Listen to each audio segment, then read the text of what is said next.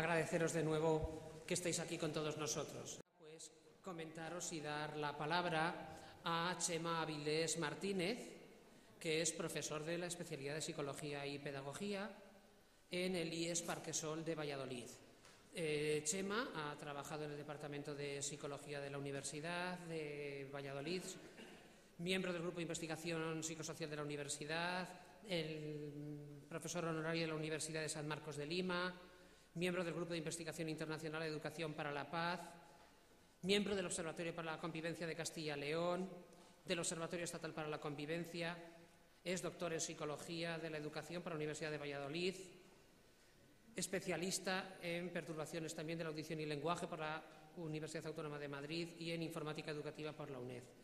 Él realizó su tesis doctoral sobre la intimidación entre iguales en la educación secundaria obligatoria y ha participado en diferentes proyectos de investigación, foros y eventos nacionales e internacionales. Y tiene, como supongo que la mayor parte de vosotros y vosotras conocéis, un montón de publicaciones relacionadas con temas educativos, muy especialmente en torno al ámbito de la prevención de la violencia escolar, el diseño de programas para atajar el acoso, el ciberbullying y en relación con planes de convivencia escolar.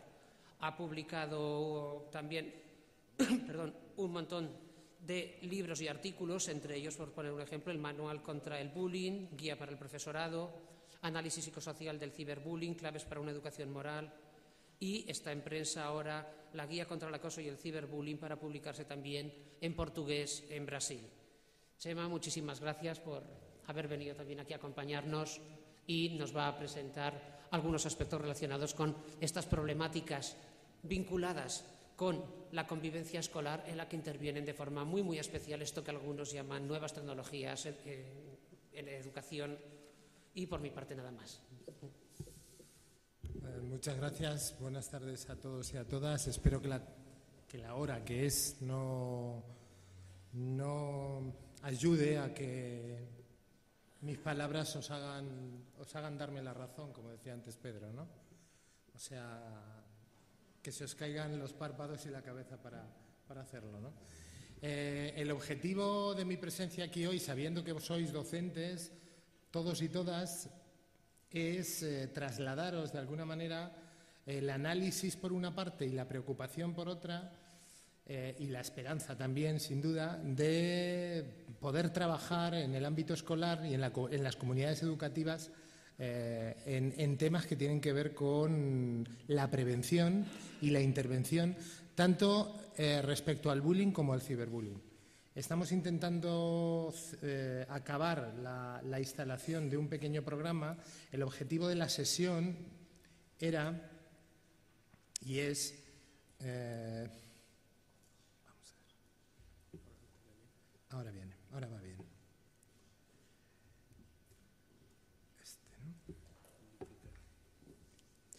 El objetivo de la sesión es presentaros de alguna forma tres temas distintos, pero que es uno mismo, que es qué pasa respecto al bullying y al ciberbullying en los nuevos entornos de relación que se plantean en los espacios virtuales, fundamentalmente en las redes sociales. Yo había dividido mi intervención en tres partes. En un primer lugar, quisiera hablar de las novedades que incorporan los entornos virtuales a las dinámicas de relación de acoso y qué ventajas tienen por una parte y qué inconvenientes manifiestan por otra. En segundo lugar, quisiera hacer un análisis un pelín pormenorizado respecto a qué de nuevo aporta el ciberbullying a las dinámicas de acoso, si es que aporta algo sustancialmente nuevo, y yo creo que adelanto ya que el ciberbullying desde muchos puntos de vista es una nueva forma de acoso, pero que ayuda con determinadas connotaciones que la hacen en algunos casos mucho más lesiva, más difícilmente perseguible y que ahonda, digamos, la dificultad que tiene la víctima para salir de ella. Y en último lugar, yo quería desde luego, contaros cómo sería conveniente que se empezaran a organizar herramientas en las comunidades educativas, fijaros, no digo en los centros educativos, en las comunidades educativas para empezar a intentar atajar lo que no deja de ser un problema de fondo y que desde mi punto de vista creo sinceramente que todavía no está suficientemente acotado en cuanto a lo que es la prevención y la intervención. Entonces, estos tres temas eran los que yo quería tocar aquí esta tarde, haciendo desde luego mayor hincapié en el tercero, porque, como digo, estáis maestros y maestras, profesores y profesoras aquí esta tarde, que es lo que interesa. Fijaros, de las redes sociales me interesa comentaros una cosa que me parece importante, que es esas líneas que aparecen ahí, donde aparecen algunos conceptos muy importantes en el desarrollo psicológico de los adolescentes, fundamentalmente, como es el concepto de identidad, como es el concepto de comunicación, como es el concepto de relación. Las redes sociales, los entornos virtuales aportan, de nuevo, desafíos y retos a los jóvenes y a las jóvenes respecto de la conformación de su yo, de esa búsqueda de identidad que en la adolescencia se pone de manifiesto de manera cruda y de manera apasionante, ¿no? Ellos buscan, incluso muchos de ellos ensayan antes, qué yo quieren ser, qué yo individual y qué yo social quieren ser, y lo contrastan y lo relacionan con sus iguales, con aquellos con los que se comunican, con aquellos con los que se relacionan. Las redes sociales les aportan un escenario donde teatralizar este tipo de intentos, este tipo de ensayos, ¿no? Para conseguir la identidad, por una parte personal y por otra parte social. Eso es importante que lo tengamos presente, porque va a ser en esos escenarios donde se van a poner en juego las dinámicas de poder, fundamentalmente, que son tan importantes en las dinámicas de relación víctima-acosador. En estos escenarios de las redes virtuales vamos a encontrar, y yo sí que quiero hacer mención de esto, aspectos absolutamente positivos, absolutamente aprovechables, absolutamente potenciables y que tenemos que conseguirlo también en la escuela, que las propias redes y el propio entorno virtual permiten y ayudan a conseguir. Algunos de ellos los he colocado aquí. Lo que llamamos la convivencia en positivo, efectivamente también en las redes sociales, en los entornos virtuales, donde se aporta conocimiento, donde se aporta relación, donde los adolescentes aprenden, se comunican, se informan, generan amistades y tienen que manejar y tienen que gestionar un dato muy importante, que es el dato de la influencia, el dato de las influencias y el dato de el contagio que las propias redes sociales tienen. Yo quería compartir con vosotros a este respecto, en el lado positivo, algunos aspectos que tienen que ver con ese contagio. Fijaros, si esto está conectado a la voz.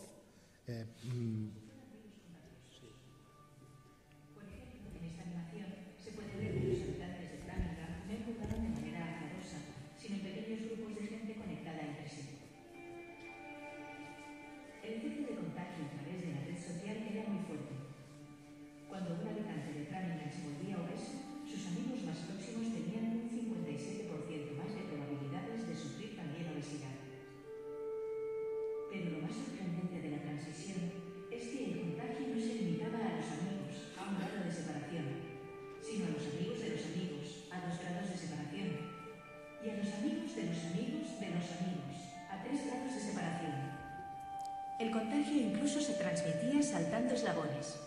A pesar de que algunos amigos no engordaban, sí lo hacían algunas personas a 2 y 3 grados de separación. Por ejemplo, si bien Juan no conoce a Pedro, el hecho de que Juan haya engordado aumenta las probabilidades de que Pedro engorde en un 10%. Otra conclusión del estudio de Framingham es que la gente más feliz no es aquella que tiene pocas pero profundas amistades, sino aquellas que tienen más cantidad de amigos, aunque sean más superficiales.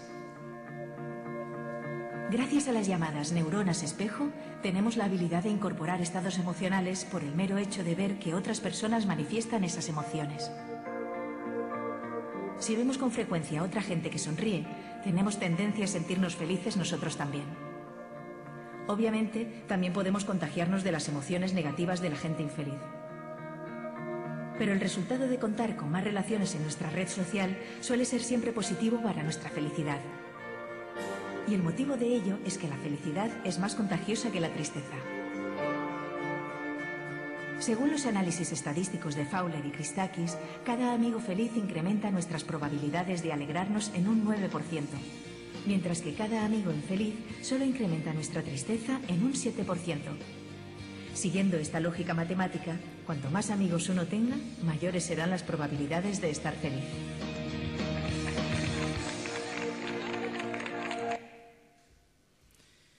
¿Qué quiere decir esto? Que tenemos que aprovechar la potencialidad positiva de las propias redes sociales que aportan a las relaciones interpersonales. Las redes sociales, el efecto contagio de las redes sociales hace que podamos trabajar la convivencia en positivo con una potencialidad que desde nuestro punto de vista en algún momento hemos podido pensar que era impensable que fuese así. Por lo tanto, efectivamente, la convivencia en positivo nos ayuda a positivar, a potenciar todas esas capacidades en positivo en la convivencia. Pero no tenemos que olvidar que aunque el porcentaje de influencia sea menor, también en las redes sociales se dan situaciones evidentemente en negativo. Si hacemos caso de las últimas investigaciones, la profesora Nancy Willard en Estados Unidos estudió la tipología de relaciones negativas relacionadas con el acoso, en este caso con el ciberbullying, que suelen darse en las redes sociales y determinó estas que aparecen aquí. Se dan casos de hostigamiento, hablamos de acoso, como vulgarmente lo entendemos, se dan casos de persecución, se dan casos de denigración, casos de violación de la intimidad, de invasión de la intimidad, a través de la difusión de secretos, de rumores, casos de exclusión social, que el objetivo de quien se relaciona en la propia red social es apartar a la persona de los beneficios de la propia red social. Se dan casos de suplantación de identidad a través del robo de contraseñas, de hacerse pasar por otra persona. Estas son algunas de las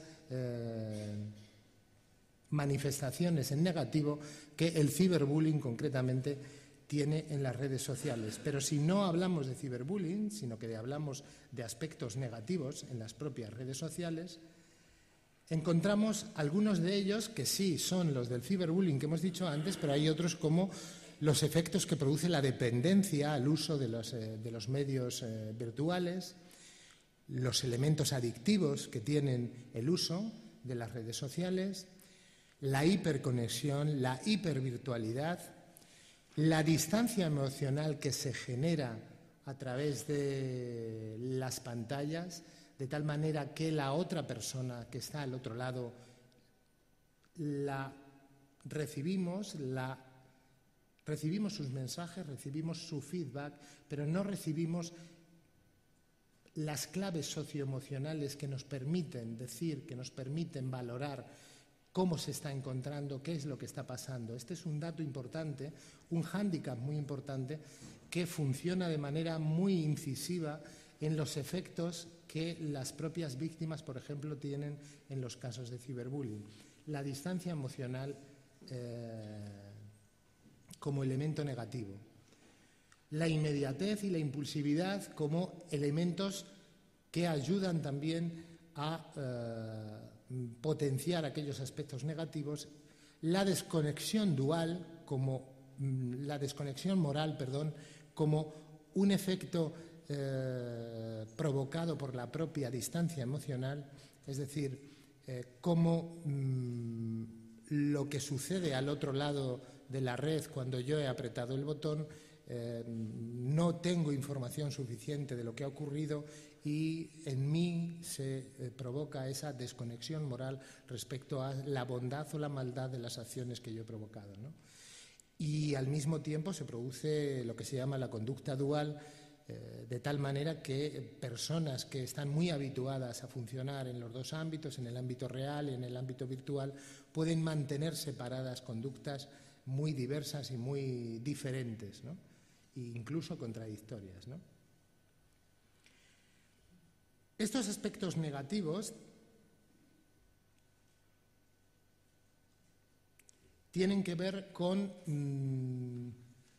las características que identifican lo que es el maltrato entre iguales. Cuando hablábamos de maltrato entre iguales en el ámbito presencial, lo caracterizábamos a partir de componentes que tenían que ver con el desequilibrio de poder, fundamentalmente, que tenían que ver con la recurrencia y que tenían que ver con la capacidad de provocar situaciones de manera consciente, es decir, con la intencionalidad. Esos elementos constitutivos del maltrato que tienen que ver con el maltrato presencial y que todos y todas hemos conocido, en el ciberbullying también se dan. Es decir, cuando hablamos de ciberbullying y cuando hablamos de bullying hablamos básicamente de estos tres elementos como elementos de contraste, como elementos identificativos de que estamos ante una situación de acoso.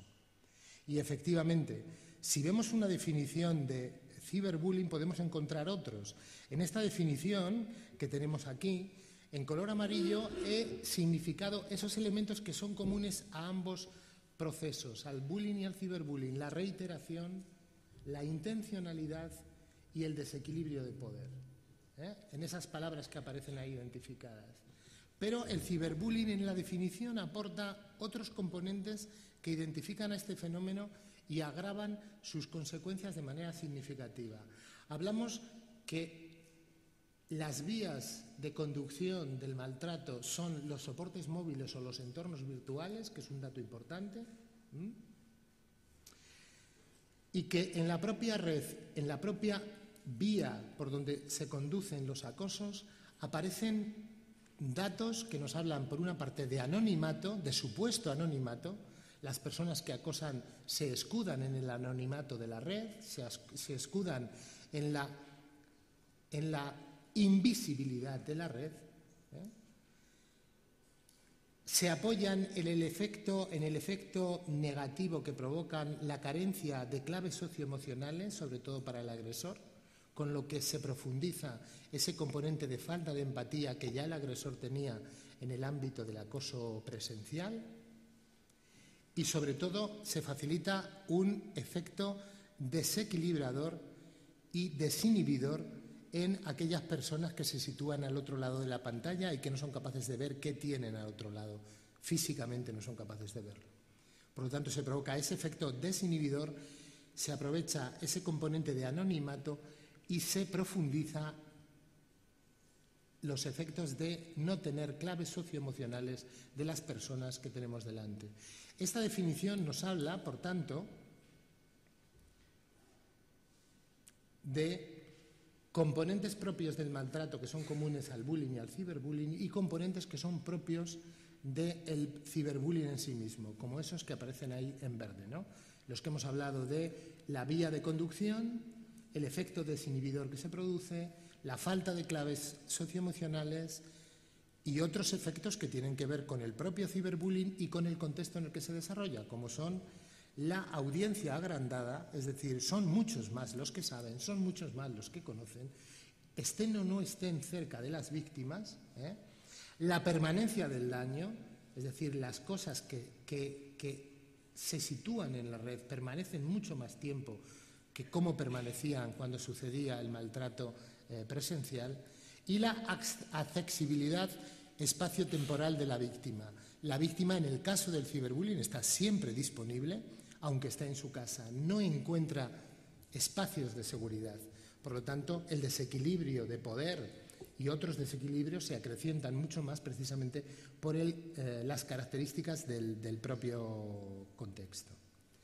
A mayores, el propio contexto también aporta un dato, aporta un componente significativo en esta dinámica, y es el hecho de que quizá necesitemos, hay algún autor inglés que así lo plantea, hacer un mayor análisis de la complejidad de las redes sociales a la hora de hacer valoraciones de qué está sucediendo ahí. Porque los componentes emocionales de estatus social, de relación interpersonal, se acrecientan mucho más, dice este autor, Rivers concretamente, en las redes sociales que en los contextos presenciales. Bien, ¿tenemos algún dato ya sobre la incidencia del fenómeno del maltrato en el ámbito virtual, de lo que llamamos el ciberbullying? Fijaros, a nivel mundial es muy difícil comparar datos. ¿Por qué? Porque normalmente la mayor parte de las investigaciones no hacen las mismas preguntas en las investigaciones, no utilizan los mismos parámetros y, sobre todo, no diferencian algo que en Europa sí que se ha planteado en algunas investigaciones en el Reino Unido y aquí en España, la diferenciación entre lo que es maltrato ocasional y lo que es maltrato sistemático. Es decir, no podemos preguntar en una encuesta, en un cuestionario, si alguna vez en la escuela te han maltratado, porque ¿a quién alguna vez no le han maltratado en la escuela?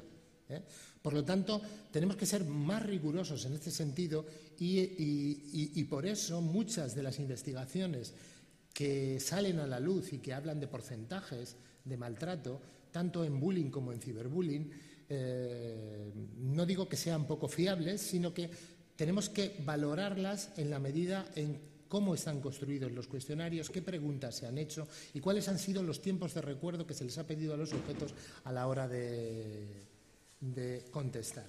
Si nos fijamos en estos datos, que son datos a nivel mundial, yo he querido hacer un esfuerzo por poner en la columna de la izquierda aquellos datos de maltrato ocasional y en la columna inmediatamente contigua aquellos que tienen que ver con el maltrato sistemático. Y veis y podemos ver cómo el maltrato sistemático, es decir, aquel que ocurre al menos una vez a la semana, tomando ese parámetro de medida, es bastante más reducido que el maltrato que se llama ocasional.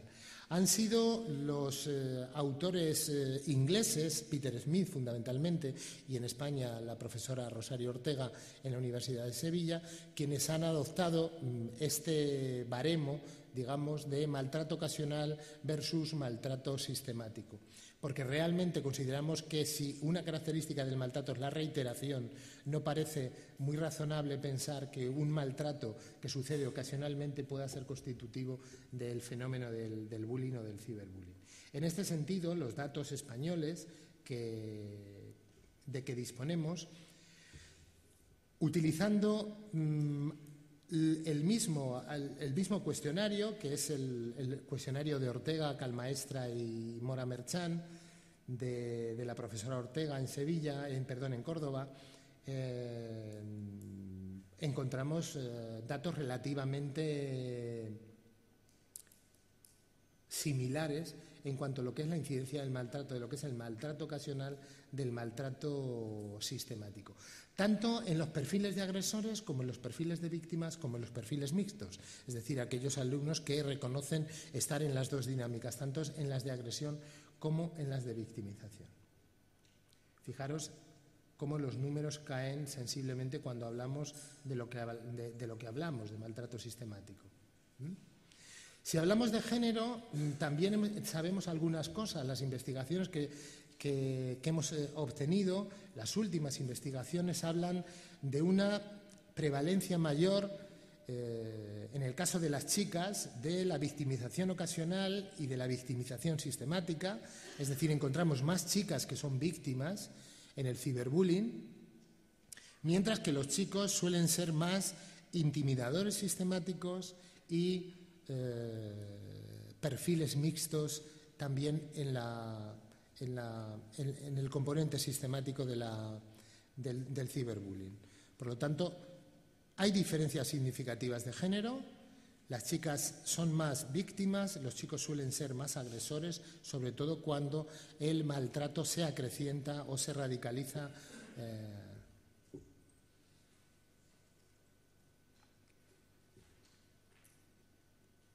Son muchas las formas que encontramos de maltrato virtual. Hemos nombrado algunas antes: las amenazas directas, el robo de contraseñas, la suplantación de identidad, la manipulación de materiales digitales, y hay algunas, la creación de rankings, creo que conocéis, incluso en algún instituto se ha puesto de manifiesto, ¿no? Rankings, competiciones sobre votaremos a aquel que es más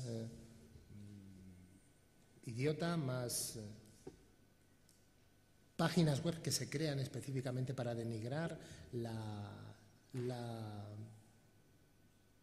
imagen de una persona, el crédito de una persona. A través de juegos multiusuarios también se utiliza esa vía para generar maltrato. Pero algunos de ellos son especialmente significativos porque han adoptado formas especialmente peligrosas. Aquí tenemos algunos de ellos. Todos con nombre inglés, porque la terminología inglés refleja de un solo golpe, parece que refleja mejor de un solo golpe lo que sucede en ellos: el happy slapping, el sexting, el grooming, el slambok. Es decir, formas distintas de maltrato, de variedad diferente, que unas inciden más que otras en los personajes y con intenciones y con peculiaridades y aspectos que tienen que ver con las consecuencias sobre la víctima, la participación de los agresores, la implicación de los testigos, etcétera, etcétera. Fijaros, el happy slapping, que es una manera pensada, organizada, de buscar el daño, grabarlo a través de un teléfono móvil o de un soporte digital y colgarlo en Internet para hacerlo público, es algo que hace años tomó cuerpo y que fue, digamos, tema de materia incluso en alguna película. Os voy a poner un pequeño corto que es de un autor holandés, está en holandés, pero no hay ningún problema, lo vamos a entender todos, que veáis. Caracteriza perfectamente todos los personajes y las consecuencias de los que participan.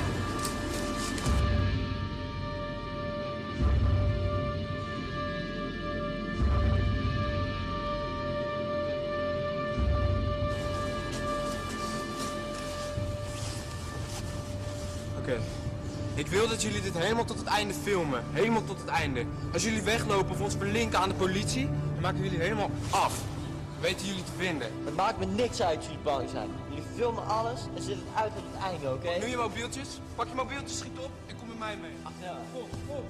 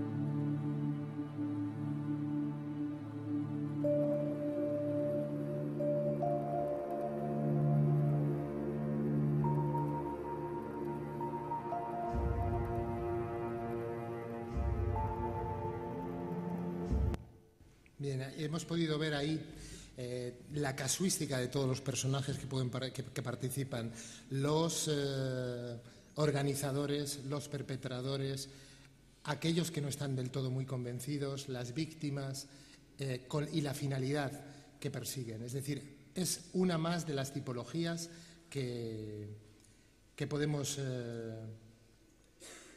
tener presentes cuando hablamos de ciberbullying. Me gustaría, porque el tiempo que tengo es limitado, que reflexionáramos ahora en algo que a mí me parece que es importante respecto de qué aspectos son los que se ponen en juego en estas dinámicas que tienen que ver con el acoso a través de la red, a través de los entornos virtuales. Desde mi punto de vista, en una publicación que ha salido ahora hace poco, hemos puesto de manifiesto, recogiendo, haciendo rastreos de distintas investigaciones y a partir de los resultados que en los institutos y en los colegios los chicos y las chicas nos devuelven, que en el ciberbullying se dan componentes que tienen que ver con estos 4 ámbitos que tenemos aquí. Por una parte hay componentes que tienen que ver con lo interpersonal, con las relaciones interpersonales, componentes que tienen que ver con lo intrapersonal, que afectan a las personas individualmente, internamente, componentes que afectan a la atmósfera grupal, a la convivencia de grupo y componentes que tienen que ver con lo contextual, con algunos de ellos los hemos comentado ya. Desde el punto de vista interpersonal, fijaros, se ponen en juego, comparativamente hablando con el bullying, en el ciberbullying, algunos aspectos bastante relevantes, los que tienen que ver con el poder, los que tienen que ver con la seguridad y los que tienen que ver con el control. En el ciberbullying, si en el bullying la víctima y el agresor presentaban relaciones desequilibradas en la relación interpersonal, en el ciberbullying estas relaciones se acrecientan mucho más.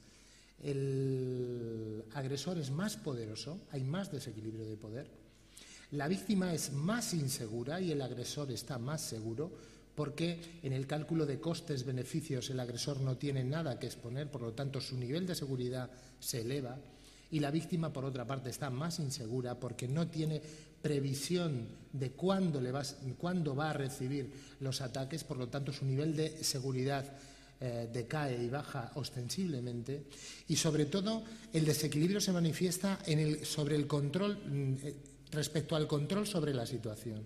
Es decir, el agresor controla la situación en todo momento, en el momento en que él quiere ejecuta, digamos, los ataques, mientras que la víctima no tiene control sobre la propia situación, ni siquiera en sus ámbitos más íntimos, en sus ámbitos más familiares, ¿no? Porque está disponible, su buzón de voz está disponible, su correo electrónico está disponible. Por lo tanto, el ejercicio de control que la propia víctima tiene sobre la situación es muchísimo menor en el ciberacoso que en el bullying. Los efectos, como veis, hay a un lado y a otro, son manifiestos. Esto en cuanto al plano interpersonal. Si nos ceñimos al plano intrapersonal, si tomamos a cada individuo individual de forma singular, encontramos efectos claros en el agresor y claros en la víctima. Si miramos al agresor, recordad, vemos distancia emocional, falta de feedback, porque no tiene a la víctima delante y si no tiene a la víctima delante, no la ve sufrir, las claves socioemocionales las pierde. Tenía poca empatía antes, sin duda, pero con ausencia de claves socioemocionales va a tener mucha menos información de las consecuencias de sus actos. Por lo tanto, lo que tiene que ver con el desarrollo de su pensamiento consecuencial, es decir, la valoración que hace el individuo de las consecuencias que sus propios actos tienen, es mucho menor. Incluso hay alguna investigación neurológica que habla de daños en el lóbulo frontal, en el ámbito que tiene que ver con la toma de decisiones, que es un desarrollo importante en la adolescencia, respecto de sujetos que durante mucho tiempo interaccionan a través de las pantallas de los medios virtuales sin tener a las otras personas delante, sin recibir las claves socioemocionales de los individuos con los que se relacionan, ¿no? Por lo tanto, hay una reducción drástica de claves socioemocionales en el agresor que provocan esta falta de información importante para acumular empatía. Si dado ya de entrada el agresor no tiene, al reducirle las claves socioemocionales, tiene mucha menos. Si hablamos de la víctima, personalmente, individualmente, la encontramos indefensa, con más indefensión, incluso con una indefensión que llamamos aprendida, desde el punto de vista en el que haga lo que haga, se meta donde se meta, al final va a encontrar los mensajes, va a encontrar el daño que el agresor quiere proporcionarle. Desorientada, efectivamente confusa y sin control sobre la propia situación. La situación es imprevisible, la imprevisibilidad es manifiesta en la víctima como una característica que aporta el ciberbullying al escenario de relación. Desde el punto de vista de la atmósfera grupal, también el ciberbullying aporta datos significativos. Fijaros, en la principal, el dato de la identidad grupal. Los adolescentes a esas edades están buscando su yo, están buscando su identidad, lo ensayan. Y lo ensayan vistiéndose de trajes diferentes. En el mundo virtual se pueden vestir de muchos trajes, pero el mundo virtual, la red social, esa red que caracteriza, que identifica, le da un plus de identidad grupal que en muchos casos hace que el sujeto se desinhiba y se sume a los ataques sin ningún tipo de juicio crítico a la hora de participar en ello. Por lo tanto, el grupo va a regular la conducta a partir de las normas grupales imperantes que en ese momento haya en el grupo y va a determinar que efectivamente chicos que no están muy convencidos, como veíamos antes en el vídeo, terminan siendo convencidos, siendo empujados, siendo presionados por sus compañeros para terminar haciendo eso. Por lo tanto, se producen efectos de desinhibición en la atmósfera grupal, de menor responsabilidad, sensación de menor responsabilidad. Había otros que lo hacían, se sumaron otros, no era solo yo. Y incremento de la identidad grupal a través de los sentimientos de afiliación y los sentimientos de pertenencia al grupo, de no ser distinto, de ser como los otros, ¿no? Estos son datos que cuando se configuran los ataques a través del ciberbullying, los participantes en una red social ponen de manifiesto. Finalmente, hay datos contextuales que también los hemos comentado antes, uno que tiene que ver con la audiencia, que es mucho mayor, son muchos más los que conocen, son muchos más los que saben, y el hecho de que sean muchos más provoca que haya mucho más daño, porque la noticia es más conocida, son muchos los que miran, son muchos los que lo saben, y hay mucho más sufrimiento también porque la noticia permanece durante mucho tiempo en el soporte virtual. Si el agresor no la quita, es muy difícil en muchas ocasiones que pueda haber. Si a esto añadimos que hay un escaso control o una escasa supervisión por parte de los agentes educativos, dícese en el entorno educativo, dícese en el ámbito familiar, o hay una falta de acompañamiento al respecto, pues efectivamente las consecuencias se acrecientan mucho más. Bien, voy a pasar ahora a hablaros de algunos de los efectos que aparecen en quienes acosan y en las víctimas. Los efectos son muy parecidos, acrecentados en muchos casos a través del ciberbullying en las víctimas, como son el rechazo grupal, la soledad, la bajada de la autoestima, la depresión, la ideación suicida, pero al mismo tiempo se acrecientan otros como los sentimientos de inseguridad, la imprevisibilidad, la falta de control, los problemas de sueño, etcétera, etcétera. Las somatizaciones. En quienes acosan, algunos efectos son los que aparecen ahí, ¿no? Las conductas desadaptadas, la tendencia a consumir sustancias, absentismo escolar. Y en los perfiles mixtos, que son los perfiles más complicados, efectivamente, son los perfiles que plantean más dificultades.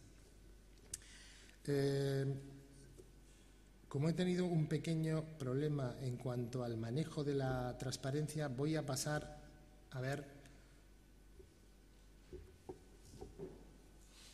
aquí cómo en la escuela, en el ámbito escolar y en la comunidad educativa podemos organizar herramientas, instrumentos que nos permitan atajar, hacer prevención por una parte y hacer intervención al respecto. Desde mi punto de vista, yo creo que se tienen que dar una serie de condiciones para que un proyecto antibullying, yo lo llamo proyecto antibullying en la comunidad educativa, hay muchas formas de afrontar esto. Hay modelos que tienen que ver con la legalidad, que llamamos legalistas. Hay modelos que tienen que ver con la especificidad del ciberbullying, que llamamos modelos específicos de intervención, que van directamente al ciberbullying. Y hay modelos que son más globales, son modelos de intervención más globales que yo creo que son los que nos interesan a nosotros. Es decir, parece difícil pensar que uno va a erradicar el ciberbullying o va a hacer prevención sobre el ciberacoso cuando en su centro, en su comunidad educativa, no hay un proyecto de trabajo para prevenir o erradicar el acoso. Es bastante difícil. Por eso el planteamiento tiene que ser global, tiene que ser general, a pesar de que estos planteamientos de intervención generales afecten o involucren a mucha más gente. Yo creo que esto, lo digo siempre, es como el agua en una cesta. Si dejamos caer el agua en una cesta, el agua se nos va a escurrir por todos sitios. Necesitamos cuanto más esfuerzos a nuestro lado mejor para poder atajar este fenómeno. Y hacer un proyecto antibullying para la comunidad educativa no es redactar nada, aunque efectivamente tengamos que redactar algo o poner blanco sobre negro determinadas cosas. Hacer un proyecto antibullying en la comunidad educativa consiste simplemente en tomar una serie de decisiones en conjunto, pero tomarlas y ponernos de acuerdo sobre determinadas cosas. A mí me parece que hay grandes interrogantes sobre los que tenemos que reflexionar en la comunidad educativa respecto de este fenómeno, del fenómeno del acoso, ya sea virtual o presencial, sobre los que tenemos que tomar decisiones. Uno, respecto a qué orientación demos al proyecto educativo. Depende de cómo orientemos el proyecto de lucha contra el acoso, vamos a tener unos resultados u otros. Segundo lugar, los aspectos organizativos cuentan. Lo comentábamos en la comida, no es igual que haya un equipo directivo que apoya la lucha contra el maltrato a que no haya, o a que no exista un equipo directivo que apoya la lucha. No es lo mismo que haya un grupo de trabajo antibullying en el centro, un grupo de convivencia, un grupo de 10 profesores, como hay en mi centro, por ejemplo, que todos los días, 2 horas a la semana, nos reunimos en horario lectivo, perdón, no es lectivo, en horario complementario, ya iba a presumir yo más de la cuenta. No, pero presumo, Presumo porque me parece importante, que trabajan aspectos de convivencia. Unas veces son temas relacionados con el acoso, otros temas relacionados con los acuerdos reeducativos, otros temas relacionados con las sanciones que se ponen en marcha en el centro, con los equipos de ayuda, con la mentoría, con la mediación, da igual. Pero hay 10 personas que todas las semanas tienen agenda y tienen puntos en la agenda que trabajan sobre eso. Eso organizativamente es una decisión política y educativa del centro. Y el centro la tiene que tomar si es que cree que por ahí se arreglan algunas cosas. Eso es importante desde mi punto de vista, desde el punto de vista organizativo. Desde el punto de vista de la gestión de las acciones también no vale cualquier cosa. Es decir, cuando estamos manejando la patata caliente que tenemos en las manos de un caso, de una reclamación, de una queja, de una sospecha, no vale hacer cualquier cosa. El cómo lo hagamos, el con quién contemos es muy importante. El qué tengamos detrás respecto de qué quiero conseguir al final es algo decisivo, porque así el caso derivará hacia un sitio o derivará hacia otro. Es muy importante. Vamos a ver algunos aspectos relativos a esto. Y luego tiene que ver también algo muy importante con respecto de los modelos de intervención. Es decir, si yo voy actuando conforme suceden las cosas y solo me ocupo de los aspectos puntuales, no es lo mismo que yo haga prevención desde el punto de vista más genérico, más general. No voy a obtener los mismos resultados, fijaros. Quiero comentaros aquí porque me parece interesante y que puede ser útil. Desde el punto de vista de los aspectos organizativos, es importante, quizá debamos modificar algunos elementos institucionales que tenemos en nuestros centros, porque tal vez no digamos nada en nuestro proyecto educativo, en nuestro reglamento de régimen interno, no nos hayamos puesto de acuerdo con los padres y las madres nunca sobre qué importancia damos a que alguien se meta con alguien. Y pensamos, ¿cómo? ¿Cómo vamos a discutir eso si de eso estamos todos de acuerdo? ¿Cómo que estamos de acuerdo? ¿Cuándo estamos de acuerdo? Cuando nos ponemos a hacer filosofía estamos de acuerdo, pero cuando estamos manejando situaciones directas estamos de acuerdo. Por lo tanto, los elementos institucionales, proyecto educativo, plan de convivencia, plan contra el acoso, reglamento de régimen interno, declaración anti-bullying, pongo solo 5 ejemplos de documentos que sirven o que no sirven en los centros, yo no digo que sean funcionales al 100%, tienen que pronunciarse sobre esto. Tienen que pronunciarse, por ejemplo, en el caso de ciberbullying, sobre si estamos de acuerdo o no, que cuando un caso venga de fuera, sea provocado desde un ordenador de casa de un alumno, los profesores, el profesorado, estemos legitimados o no para actuar educativamente. Porque hay gente que lo cuestiona. Hay gente que dice, no, yo no tengo por qué meterme en eso, cuando eso ha sucedido en la casa particular de no sé quién. Y de eso tenemos que hablar los agentes educativos, las familias, los medios de comunicación, los iguales, el profesorado. Tenemos que hablar sobre si estamos de acuerdo o no que cuando suceda un caso estamos legitimados para actuar y en qué dirección vamos a actuar. Tenemos que establecer estructuras estables de funcionamiento, es decir, tener un grupo de 10 personas en el centro que trabaja, pues va a dar frutos, aunque trabajemos fatal, pero algo se verá, seguro que se ve, a lo largo del tiempo se ve. Por lo tanto, estructuras estables de funcionamiento, un grupo de trabajo anti-acoso, o el grupo de convivencia, el profesorado de convivencia, un círculo de convivencia entre padres, entre familias y profesorado, foros mixtos, pero estructuras estables que se reúnen una vez cada cierto tiempo, redes, estructuras estables reconocidas por el centro como los equipos de ayuda, los alumnos de ayuda. Es decir, son redes estables de funcionamiento que tienen la preocupación de prevenir o de intervenir en determinados casos. Desde el punto de vista organizativo tenemos que organizarnos para saber qué pasa en nuestro centro. No, yo no quiero saberlo. ¿Cómo voy a preguntarle a un chico si intimida o no en la red o en su red social, en su perfil? Bueno, pues tendrás que saberlo. Ellos pueden decírtelo, es decir, pasar un cuestionario, pasar una lista de chequeo, da igual, pero tú tienes que tener datos de lo que pasa en tu centro respecto a esto y no dejarte guiar a ojo de buen cubero. Pues yo no he visto a nadie en mi clase que se queje, o en el centro no hemos tenido excesivos problemas. Luego resulta que debajo de la alfombra siempre hay fantasmas que funcionan, ¿no? Por lo tanto, tenemos que obtener una imagen ajustada de lo que sucede y para eso tenemos que evaluar. Hay un taller, por cierto, de evaluación interesante después. Necesidad de una formación específica. De esto el profesorado no tenemos por qué saber muchas cosas y necesitamos formarnos, formar a las familias, formar al alumnado. De esto también tiene que saber el alumnado. Y tenemos que visualizar nuestras actuaciones sobre bullying y sobre ciberbullying. No basta con que hagamos. Necesitamos que se vea. Siempre pregunto, ¿pero qué confianza va a tener la víctima cuando mira las paredes de un centro y no ve ningún mensaje en el centro que le diga confía en tus profesores, confía en tus... ¿Por qué? ¿Qué se ven en los centros? ¿Qué mensajes se ven de ven y cuéntalo? Hay que visualizar, porque será el lenguaje oficial, el políticamente oficial, que se discursa en el centro en ese momento determinado.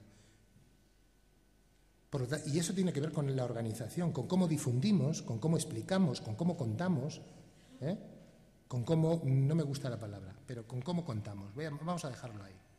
Bien. A nivel organizativo podemos hacer eso. A nivel de orientación no es lo mismo que contemos con las familias o que no contemos. ¿De qué sirve que no lo guisemos y no lo comamos los docentes y las docentes si los otros agentes educativos utilizan criterios morales de educación que son contrapuestos a los nuestros? Tenemos que ponernos de acuerdo, porque ¿de qué estamos hablando aquí? Estamos hablando de educación moral. no nos engañemos, no estamos hablando de pantallas, No hablamos de pantallas, no hablamos de ratones, Hablamos de qué pasa allí, qué pasa en el lóbulo frontal cuando, antes de apretar el ratón, alguien toma una decisión. Estamos hablando de eso. De eso es de lo que estamos hablando. Y claro, ¿eso quién lo enseña en los ámbitos educativos, en las familias, en las escuelas, en la sociedad? ¿Quién lo enseña? ¿Qué programas de educación moral hemos puesto en marcha? Me diréis, ahora hablar de moral no parece políticamente correcto, ¿no? Con la que está cayendo, ¿no? Pues a lo mejor está cayendo por eso. Porque no abordamos ese tema. Estamos hablando de poder, estamos hablando de abuso, estamos hablando de tomar decisiones justas, estamos hablando de generosidad, de compasión, de perdón. Estamos hablando de eso. Aunque de lo que hablemos sea del happy slapping. Pero es que estamos hablando de eso. Por lo tanto, el hacer participar a unos a otros, pues claro que no es baladí. Y de lo que hablamos es de esto que dice ahora, educación moral del alumnado. ¿Quién se encarga de eso? En algún curso me hablaban, dice, a mí me gustaría poder decirle a mi profesor, ahora voy a clase de generosidad, de 10 a 12 tengo clase de generosidad. La generosidad no se aprende de 10 a 12, evidentemente, pero es un símil para entender de que no, ahora voy a clase de compasión, ¿no? Acciones dirigidas intencionalmente. ¿Por qué? Por lo de la alfombra. No basta con hacer programas de convivencia, generar buen rollito y buen clima en el aula, porque en muchas ocasiones la mayor parte de los programas europeos demuestran, la evaluación de los programas europeos demuestran que el acoso persiste a pesar de que los centros trabajen aspectos que tienen que ver con el conflicto, porque partimos de la idea de que el acoso no es conflicto, hablamos de maltrato, no de conflicto. En un conflicto siempre hay equilibrio, en el acoso no hay equilibrio. Por lo tanto, acciones dirigidas intencionalmente a erradicar esto. No basta solo con resolución de conflictos, clima de convivencia, efectivamente eso es necesario. Pero tenemos que dirigirnos a los componentes que están detrás, que subyacen al tema del acoso.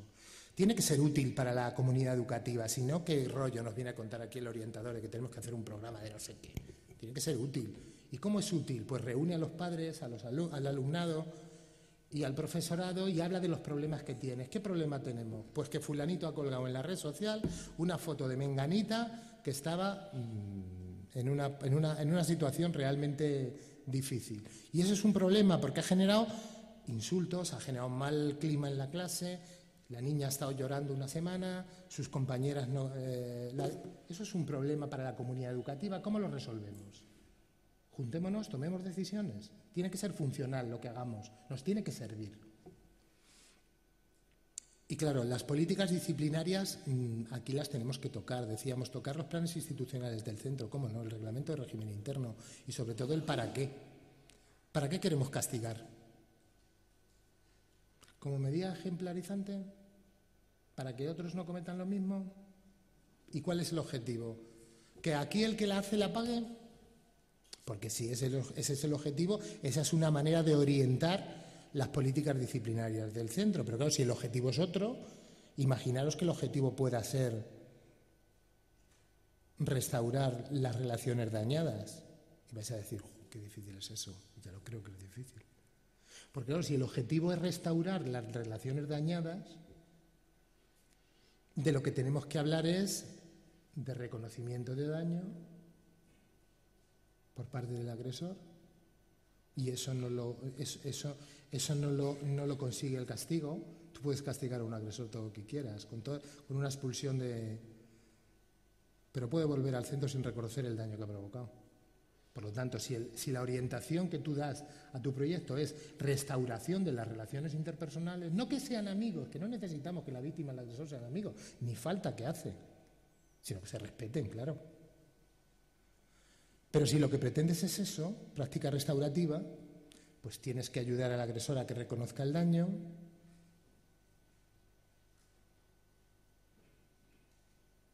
tienes que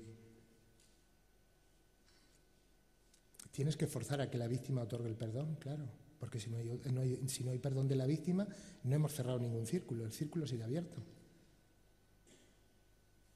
Y si el daño se ha producido en público, la restitución del daño, no solo el reconocimiento, sino la restitución del daño tiene que ser pública. Y tienes que poner a los testigos como garantes de que eso se ha resuelto.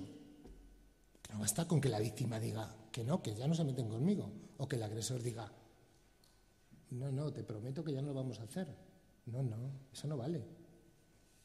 Es que si el daño ha sido público y ha sido social, y el grupo ha conocido, el grupo tiene que ser garante de que eso se ha resuelto. Si queremos cerrar el círculo, si no, no cerramos el círculo. Y terminamos haciendo lo que hacemos muchas veces.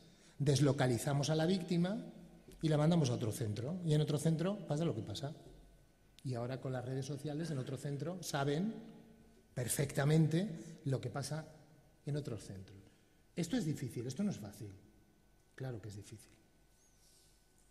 Y si se hace en prevención antes que en intervención, pues es algo más fácil que si digamos, el pastel ya está cocido.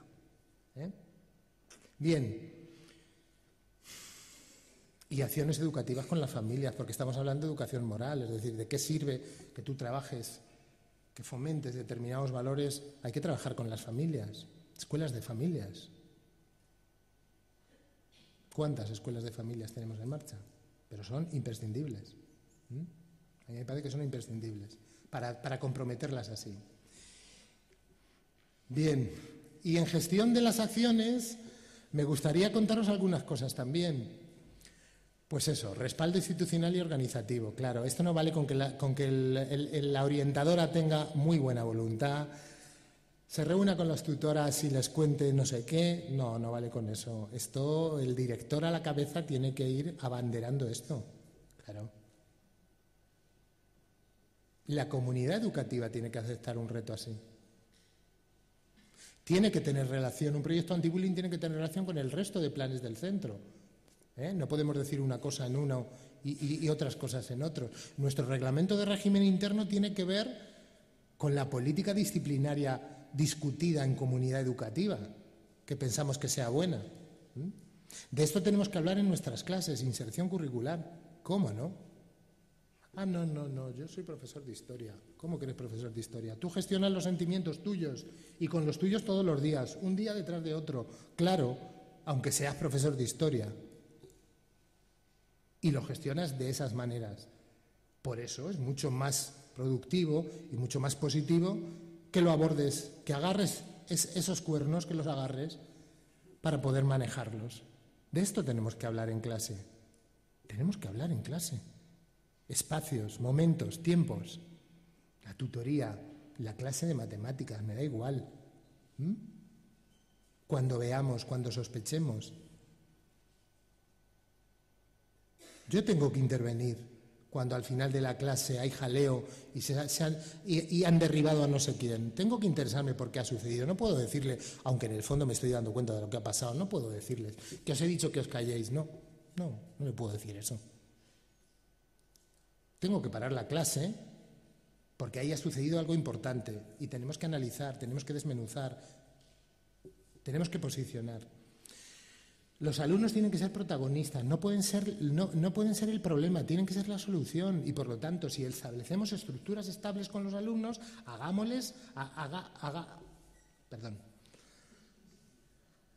tenemos que hacerles trabajar en eso. Equipos de ayuda, mentores, antiguos alumnos que vuelven al centro, aprendizaje-servicio, montones de metodologías, de estructuras, de redes, son posibles para hacer que los alumnos tomen la iniciativa, sean los protagonistas, porque entre iguales se resuelven mucho mejor muchas de las cosas. Tenemos que adoptar medidas eficaces, y medidas eficaces tienen que ver aquellas que dicen los alumnos. Yo, por suerte o por desgracia, tengo el despacho de orientación al lado de la jefatura. Al lado de la jefatura. Y aunque está la puerta cerrada, cuando empiezo a oír alaridos de alumnos a los que se les ha retirado el móvil, porque al centro no pueden venir con móvil, y la medida que tenemos en el centro es que cuando alguien se ve en esa situación, el móvil se queda en jefatura y tienen que venir los padres a recoger y las madres tienen que venir a recoger el móvil, lo que más le duele a los alumnos es perder los privilegios tecnológicos, Es decir, quedarse sin móvil es el mayor drama que pueden tener, el mayor drama. El no poder, estarían incomunicados. Por lo tanto, tenemos que adoptar medidas eficaces y tenemos que preguntar a los alumnos qué es eficaz y qué no es eficaz. Y los alumnos no lo van a decir. No, eso que planteáis, estáis queriendo controlar esto. Bueno, pues eso que planteáis no sirve para nada. Los alumnos no lo dicen. Si te reúnes con ellos, si te reúnes con los padres, rápidamente te lo dicen. Esto sí vale.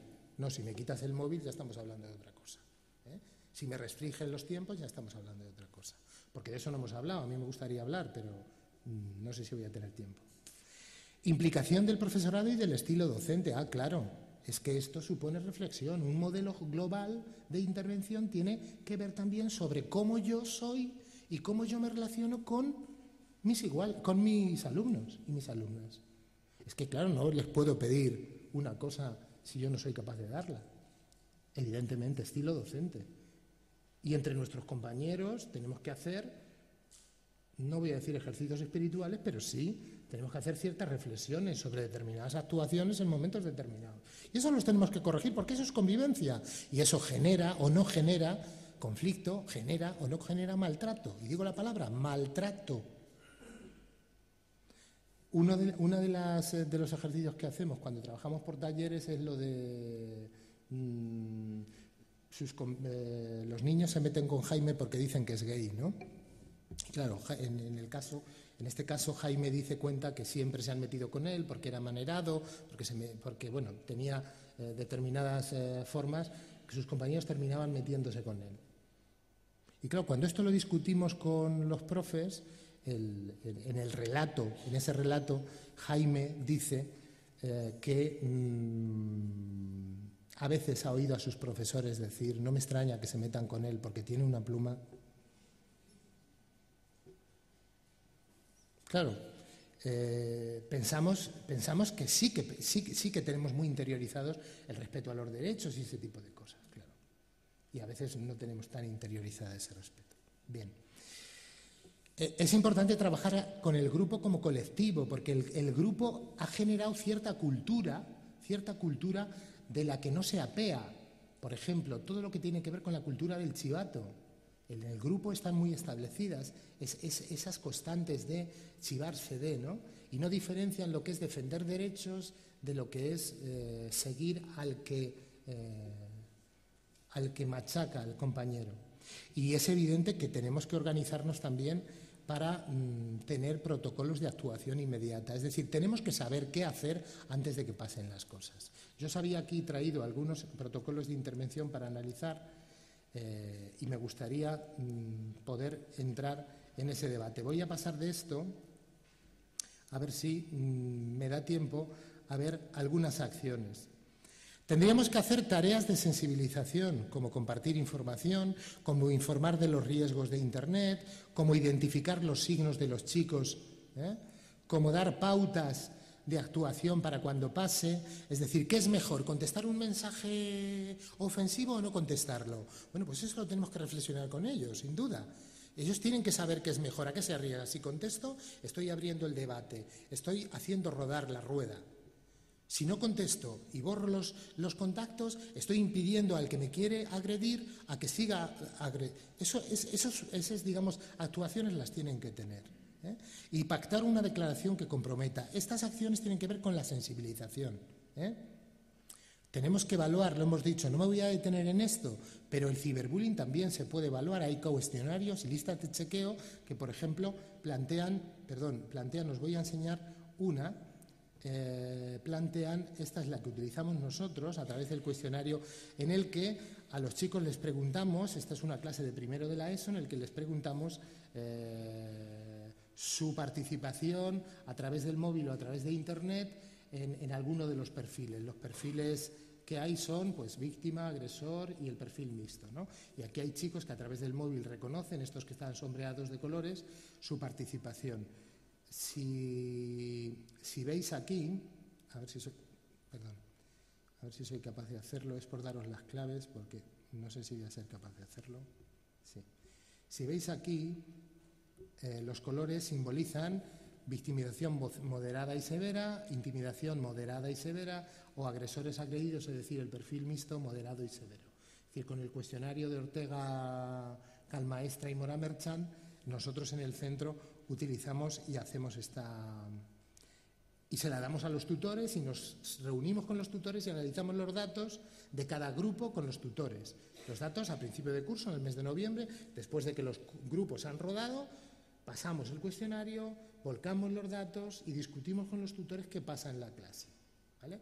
Y luego valoramos si merece la pena intervenir, hablar con los chicos, si vemos que hay algún chico o que se declara agresor, porque son todos cuestionarios de autopercepción, se declara agresor, se declara víctima o se trata de un perfil mixto. A ver, tareas preventivas y de intervención, las organizativas, las voy a pasar porque ya las he dicho antes. Es decir, en las estructuras de apoyo iguales hay grupos de cibermentores, de equipos de ayuda o incluso alumnos que aconsejan a otros a través de la red. Esta es un mecanismo que ha puesto en marcha Helen Cowie, que estuvo trabajando en Inglaterra con ellos, a través de un sistema anónimo de comunicación a través del mail, alumnos mayores aconsejan cómo actuar sobre alumnos menores que voluntariamente comunican a estos ayudantes a través de correos el poder, sus problemas, sus conflictos, los conflictos que tienen. Bien. Es necesario valorar con los chicos los riesgos que trae manejarse en las redes sociales. Primero, la información personal. Muchos de ellos, sobre todo los de primero y segundo de la ESO, no son conscientes en muchos casos que no solo se ponen en riesgo ellos, sino que ponen en riesgo a sus familias, porque son capaces de poner los teléfonos, las direcciones de casa, etcétera, etcétera. Es importante que los chicos conozcan, hacer un trabajo sobre la intimidad, la privacidad, la imagen personal. Ese es un trabajo que hay que hacer entre los contenidos de trabajo que pensaba deciros, ¿no? El cómo responder, no me voy a detener en esto, pero los chicos tienen que saber que apretar el botón en un momento determinado provoca más acoso o menos acoso y tienen que saber cómo actuar. Los sitios que frecuentan. Nosotros hemos tenido, el año pasado tuvimos un caso desgraciado de un suicidio en el instituto de un chico que...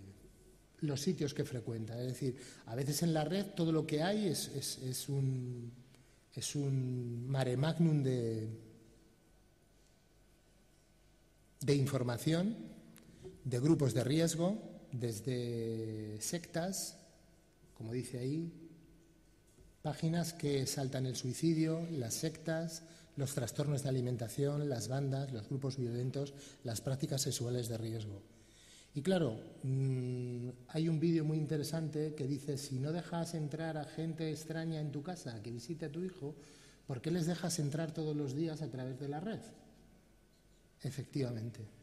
Entonces, en ese sentido, es importante que tengamos presente los sitios que frecuentan y el tiempo que se emplea, porque aquí estamos poniendo en juego en muchos casos temas de adicción y temas de dependencias, de tiempos. Y temas de rendimiento. Nosotros estamos valorando en el instituto ahora muchas bajadas de rendimiento. Mi instituto es un instituto, no sé si para bien o para mal, que tiene unos resultados escolares bastante buenos y estamos notando en algunos grupos determinados bajones que queremos relacionar y que estamos pensando si relacionar con el tiempo que pasan los chicos ocupados en este tipo de cuestiones. Y no solo eso, sino también lo que se pierden. Avanzo un poco más rápido. Este tema me parece importante. Ya habíamos terminado, pero me dejáis que diga esto último, porque creo que es importante. Los contenidos de trabajo. Tenemos que trabajar básicamente aspectos de educación moral. Yo me acuerdo de Segura, porque efectivamente son los contenidos de educación moral en el plano cognitivo de juicio moral, en el plano de las emociones, emoción moral Y en el plano de las actuaciones, actuación ética, ¿dónde tenemos que trabajar con ellos? ¿Y qué cosas tenemos que trabajar? La privacidad, el respeto a la privacidad, empezando por uno mismo y por los otros. La imagen digital, y la imagen digital tiene que ver con la imagen de uno mismo y la de los otros. ¿Qué colgamos en Internet? ¿Cómo difundimos la imagen en Internet? La comunicación, las claves de comunicación.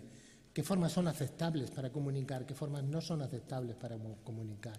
La empatía, es decir, los sentimientos y las emociones que provocan en el otro, el conocimiento del otro, la relación con el otro. El pensamiento consecuencial, una reflexión sobre cuáles son las consecuencias de mis actos cuando aprieto el ratón, ¿no? Cuando doy el impulso. Ejercicio de autocontrol. Muchos chicos se creen autosuficientes. No, con esto puedo yo. Hay muchas víctimas que tienen esa sensación. No, esto lo manejo yo. ¿Por qué voy a decírselo a mis padres? ¿Por qué voy a pedir ayuda a un compañero? No, esto salgo yo de esto salgo, ¿no? Es decir, ese ejercicio de rebajar la autosuficiencia tecnológica es otro análisis que también tenemos que hacer. Y dar pautas, evidentemente, sobre el uso adecuado, ¿no? Pues aspectos como, por ejemplo, conocer las propias debilidades de uno y otro cuando se maneja en Internet, aceptarse como se es. Uno puede ensayar identidades en Internet de todo tipo, pero uno es como es y tenemos que ayudarle a hacer eso, a que se acepte como es, con sus limitaciones, con sus cosas positivas. Ese trabajo lo tenemos que hacer. La resiliencia, es decir, ante las presiones, sobre todo la presión de grupo en la edad de la adolescencia, es algo muy importante. Son contenidos de trabajo. El código de prácticas online seguro, ajustar la suficiencia tecnológica, es decir, estamos hablando de contenidos de trabajo. Bueno, ¿eso en qué asignatura? ¿Vais a decir eso? ¿En qué asignatura lo...? Bueno, pues es que tenemos que plantear contenidos de educación moral, no en la escuela, en la comunidad educativa, con los agentes educativos. Tenemos que plantear contenidos de educación moral, porque en la medida que seamos capaces de abordar este reto, seremos capaces de transformar, de dar sentido a eso que la educación tiene, que es ese sentido de transformación social. Porque si no, hagamos un análisis de los contenidos morales que ahora mismo en la sociedad estamos manejando y que se están poniendo sobre la mesa. Cada caso y cada situación de criterio moral y de juicio moral que se han puesto y que conocemos un día detrás de otro. Entonces, en la medida en que seamos capaces de incorporar, yo sé que es muy utópico esto, porque ¿quién se va a encargar de esto? Pero yo creo que merece la pena, porque estamos hablando de cosas que merecen la pena, estamos hablando de generosidad, de honestidad. ¿Cuándo se enseña la honestidad? La honestidad, la sinceridad, la coherencia entre lo que pienso, lo que siento y lo que hago. ¿Quién enseña eso? Son contenidos de educación moral. Y claro, ¿cuál es el problema fundamental que hay detrás del ciberbullying? Precisamente eso, muchos de esos problemas. Bien, yo lamento no haber tenido más tiempo, os pido disculpas y estoy abierto a que comentemos cosas entre todos y todas. Muchísimas gracias, Chema, por tu interesantísimo reflexión, planteándonos la importancia de que seamos capaces de actuar desde cada uno de los centros y desde nuestra propia responsabilidad en relación con un fenómeno que si el acoso u otro tipo de cuestiones es habitual que vayan discurriendo aparte del propio mundo de los adultos, en el caso del empleo de tecnologías de información y comunicación nos podemos encontrar todavía mucho más desvalidos. Pero también me interesa resaltar un poquitín algo que tú has comentado, ¿no? El compromiso moral que tenemos los docentes, que tenemos las comunidades educativas en su amplio, y recojo el término que tú has empleado, para educar responsablemente a nuestros alumnos para esa ciudadanía y que al final, como esta mañana tantas veces comentaba la profesora Díaz Aguado, seguro que si los romanos hubieran tenido también ordenadores hubieran llegado a estas conclusiones, puesto que al fin y al cabo se trata de una cuestión de ética y de moral individual, personal y social. Mil gracias, puesto que creo que nos has aclarado un montón de cuestiones. Vamos a ver ahora si aquí el gentil Antonio me trae alguna de las preguntas que tengamos por ahí, y si no, si tenéis alguna otra pregunta, pues vamos pasando con el micrófono. Dejamos 5 o 6 minutitos tan solo.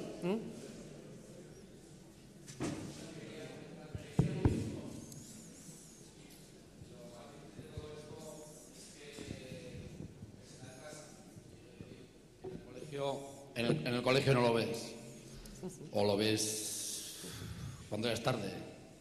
Entonces esto es mucho más difícil de controlar que el bullying convencional, ¿no? Y claro, ante eso... Sí, pero hay datos, ¿eh? Te paso algún dato. Mira, la mayor parte de los chicos que son maltratados presencialmente terminan siendo maltratados también en la red. La mayor parte, casi todos, ¿eh? Es verdad que existe un específico ciberbullying circunscrito únicamente a determinados alumnos que no tienen que ver con... Pero, sin duda, es más difícil el abordaje del ciberbullying que del bullying. Por eso, desde un planteamiento global, cuando es a la comunidad educativa a quien se le plantea la responsabilidad de organizar, de buscar medidas y salidas para encontrar soluciones, es la comunidad educativa la que tiene que participar, y no solo eso, más que la comunidad educativa. Había una transparencia que no sé si es la 7 o la 8, no es que quiera hacer uso yo ahora de tiempo extra, pero había una transparencia, no sé si es la 7 o la 8, que habla de la implicación del profesorado, los protocolos, la responsabilidad de las familias. Sin duda, es una responsabilidad crucial la supervisión, el acompañamiento que hacen, los inicios, los criterios que utilizan para comprar o no un móvil a un niño, a qué edad y por qué. La mayor parte de nuestros padres, cuando preguntamos, es que lo tienen los demás. Ese es el criterio de toma de decisión, que los demás tienen ese aparatito. Ni supervisión, ni acompañamiento, ni iniciación, ni regulación de uso de tiempos y espacios, son decisiones que se pactan en las familias. Por lo tanto, el trabajo formativo de responsabilidad familiar es importante, y muchos padres no van a saber hacerlo. Por eso insisto en que es necesario que lo hagamos juntos, en comunidad, porque ellos pierden muchas pautas. Que en relación con lo que comentabas, Chema, también en tu exposición ya nos has planteado, ¿no? Primero, que nunca es tarde, ciertamente, No. sobre todo cuando estamos hablando de un menor. Y en segundo lugar, de que frente a la reactividad habitual que tenemos en los centros, desarrollemos estas políticas preventivas, proactivas, como las queramos llamar, que nos van a ayudar a ir concienciando y a crear esa red común de comunidad escolar de protección para todos. También en otros ámbitos donde podemos encontrarnos con potenciales responsabilidades desde el ámbito escolar. Otra pregunta, y me alegro de que vuelva a salir, puesto que esta mañana no se la ha podido formular a la profesora Díaz Aguado, que era una reflexión sobre los modelos que nos transmiten los media, especialmente televisión, y cómo conseguir que los medios nos apoyen en esta labor y no la derriben. Pues mira, yo he tenido hace poco una experiencia muy positiva. Vamos a ver si soy capaz de haceros llegar que es necesario para trabajar esto colaborar con otras instancias. Ahí tenéis los medios de comunicación. Es necesario plantear protocolos en los centros educativos de relación con los medios de comunicación. La semana pasada estuvieron en mi centro unos periodistas del norte que tenían interés por entrevistarme a mí y a los alumnos, pero sobre todo a los alumnos, hacer una especie de debate sobre las redes sociales, cómo se manejan los chicos y las chicas en las redes sociales, cosas positivas y negativas de las redes sociales. Y en el previo del periodista, pues es un medio con el que tenemos mucha relación de muchos años. Ellos saben que, y así nos lo dicen en muchas ocasiones, que es muy grato venir al centro porque nosotros les aportamos cosas desde el punto de vista educativo, ¿no? Entonces, que el centro tenga un protocolo de relación con los medios de comunicación, en el caso del acoso, por el acoso, pero en otros casos, por otros casos, dice mucho también de esa labor que desde el centro puede hacerse y verterse sobre la sociedad. Porque efectivamente los medios educan, los modelos en la televisión educan y marcan criterios y pautas de ejecución moral. Ya lo creo que marcan, mucho más que los discursos. Los modelos educan en ese sentido. Entonces, a mí me parece que los medios de comunicación tienen un papel importante y que en la medida en que nosotros seamos capaces, desde los centros no solo tenemos que promocionar las relaciones con los medios cuando las situaciones sean negativas, porque en muchas ocasiones los medios se acercan a los centros pues cuando hay un follón, hay algo morboso o hay algo negativo. Es todo lo contrario. Tenemos que llamarles para que cuenten lo que hacemos. No solo ya sino por contar lo positivo de la convivencia. Entonces, en ese sentido, es una relación de ida y vuelta de los medios a nosotros y de nosotros a los medios. En ese sentido es importante que también ellos incorporen criterios. Muy bien, Chema. Trato de juntar dos preguntas jugando a la versión reducida del programa 59 segundos. ¿Qué hacer cuando se detecta que las familias niegan la evidencia porque, como comentábamos también con la tele, no controlan la presencia de los alumnos en las redes o porque las familias dan los mensajes opuestos de ante la agresión continúa incrementando la escalada de violencia? 30 segundos. Pues lo que hay que hacer es apoyar el mensaje contrario, sin duda, y ocuparse de esto antes de que suceda. Porque cuando sucede es demasiado tarde, porque ya las familias, por ejemplo, se posicionan a partir de criterios morales que no son mínimamente sostenibles, no son mínimamente sostenibles. Es decir, ellos son conscientes de que su hijo ha participado, pero con tal de saber a su hijo, juegan más a la corta que no a la larga y se juegan la lección moral con tal de que su hijo evite el castigo o salga indemne de la situación. Y eso es un mal juego, evidentemente. Evidentemente. Señor Avilés, ¿aconseja usted que se permita al alumnado llevar el móvil al colegio o que se prohíba? Pues mira, os cuento lo que pasa en mi centro. En mi centro no está permitido. Pero en mi centro, yo, estos días que ha estado la prensa, hemos preguntado directamente, y se lo hemos preguntado a alguien, por cierto, se lo hemos preguntado ni más ni menos que a Rosario Ortega, en la entrevista que va a salir en la revista Convives, le hemos hecho esta pregunta: ¿qué piensas